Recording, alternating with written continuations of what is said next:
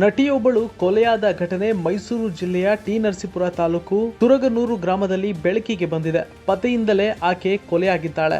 ಭಜರಂಗಿ, ವೇದ, ಜೈಮಾರುತಿ 800, ಅಜಿತ್ ಇನ್ನು ಕೆಲವು ಸಿನಿಮಾಗಳಲ್ಲಿ ಪೋಷಕ ನಟಿಯಾಗಿ ನಟಿಸಿದ ನಟಿ ವಿದ್ಯಾ ಕೊಲೆಯಾಗಿದ್ದಾರೆ. ಪತಿಯ ವಿದ್ಯಾರನ್ನ ಕೊಲೆ ಮಾಡಿದ್ದಾನೆ ಅಂತ ಹೇಳಲಾಗ್ತಾ ಇದ್ದು, ಪತಿ ನಂದೀಶ್ ನಾಪತ್ತೆಯಾಗಿದ್ದು ಆರೋಪಿಯ ಪತ್ತೆಗಾಗಿ ಪೊಲೀಸರು ಹುಡುಕಾಟ ನಡೆಸ್ತಾ ಇದ್ದಾರೆ. ವಿದ್ಯಾ ನಟಿಯಷ್ಟೇ ಅಲ್ಲದೆ ರಾಜಕಾರಣಿಯಾಗಿಯೂ ಗುರುತಿಸಿಕೊಂಡಿದ್ರು. ಮೈಸೂರು ನಗರ ಕಾಂಗ್ರೆಸ್ನ ಕಾರ್ಯದರ್ಶಿಯಾಗಿ ವಿದ್ಯಾ ಕೆಲಸ ಮಾಡ್ತಾ ಇದ್ರು.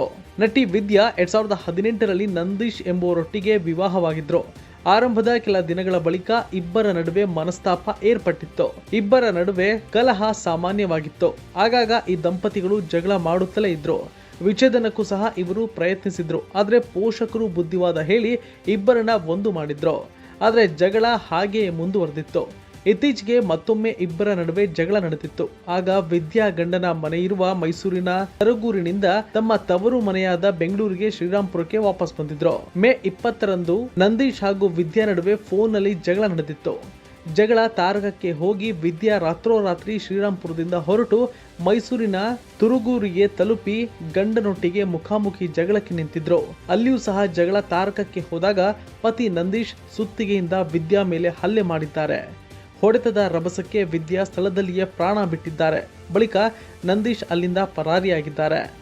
ಬನ್ನೂರು ಪೊಲೀಸ್ ಠಾಣಾ ವ್ಯಾಪ್ತಿಯಲ್ಲಿ ಘಟನೆ ನಡೆದಿದ್ದು ಪ್ರಕರಣ ದಾಖಲಾಗಿದೆ. ಬನ್ನೂರು ಠಾಣೆ ಪೊಲೀಸರು ಘಟನೆ ನಡೆದ ಸ್ಥಳಕ್ಕೆ ಬಂದು ಇನ್ವೆಸ್ಟಿಗೇಷನ್ ಮಾಡುತ್ತಿದ್ದಾರೆ. ಸ್ಥಳೀಯರಿಂದ ಸಂಬಂಧಿಗಳಿಂದ ಮಾಹಿತಿಗಳನ್ನ ಪಡೆಯುತ್ತಿದ್ದಾರೆ. ಮೈಸೂರು ಜಿಲ್ಲಾ ಪೊಲೀಸ್ ವರಿಷ್ಠಾಧಿಕಾರಿ ಸ್ಥಳಕ್ಕೆ ಆಗಮಿಸಿ ಪರಿಶೀಲನೆ ನಡೆಸ್ತಾ ಇದ್ದಾರೆ. ಪರಾರಿಯಾಗಿರುವ ನಂದೀಶ್ಗಾಗಿ ಹುಡುಕಾಟ ನಡೆಸ್ತಾ ಇದ್ದಾರೆ. ನಟಿಯಾಗಿದ್ದ ವಿದ್ಯಾ ರಾಜಕೀಯದಲ್ಲೂ ಸಕ್ರಿಯರಾಗಿದ್ರು. ಬ್ಲಾಕ್ ಕಾಂಗ್ರೆಸ್ ಅಧ್ಯಕ್ಷೆಯಾಗಿ ಕೆಲಸ ಮಾಡಿದ ವಿದ್ಯಾ ಮೈಸೂರು ನಗರ ಜಿಲ್ಲಾ ಕಾಂಗ್ರೆಸ್ ಕಾರ್ಯದರ್ಶಿಯಾಗಿ ಸಕ್ರಿಯರಾಗಿದ್ರು. ನನ್ನ ಮಗಳೇ ಗಂಡಸ್ ಮಂಗನಂಗಿದ್ದು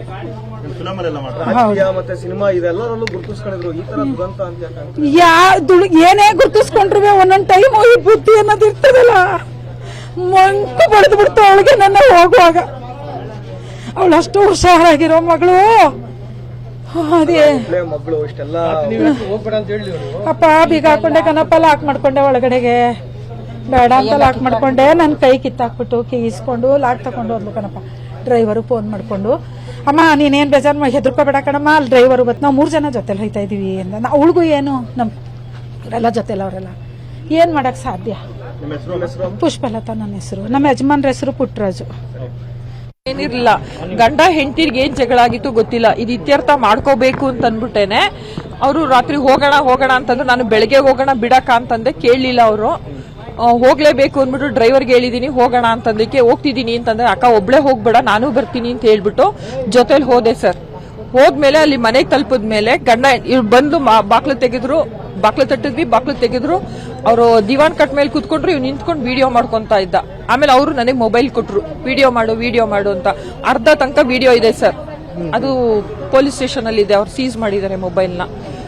ಆಮೇಲೆ ಅವನು ಹಿಂಗೆ ಜುಟ್ಟು ಪೂರ್ತಿ ಹಿಡಿದ್ಬಿಟ್ಟು ಒಳಗೆ ಹೇಳ್ಕೊಂಡು ಹೋಗಿ ಪ್ರೀ ಪ್ಲಾನ್ ಮಾಡಿದ್ರು. ಸುತ್ಕೆ ರೆಡಿ ಆಗಿತ್ತು. ಅವರಮ್ಮ, ಅವರಪ್ಪ, ಅವನು 3 ಜನ.